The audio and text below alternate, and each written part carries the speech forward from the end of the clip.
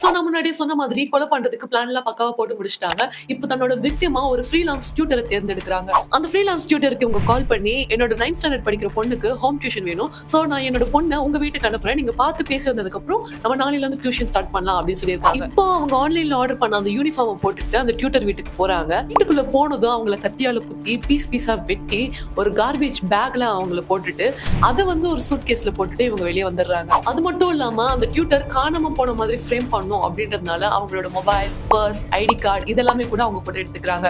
அதுக்கப்புறம் ஒரு taxi book பண்ணி ஒரு இடத்துக்கு போய் இதெல்லாம் தூக்கி போடலாம் அப்படின்னு போகும்போது அந்த டாக்ஸி டிரைவருக்கு கொஞ்சம் சந்தேகம் வந்திருக்கு. அதனால போலீஸ் கிட்ட இன்ஃபார்ம் பண்ணிருக்காங்க. சங் வீட்டுல செக் பண்ணும்போது அவங்க வீட்டுல இருந்த டஸ்ட்பின்ல சில பாடி பார்ட்ஸ் பார்த்திருக்காங்க.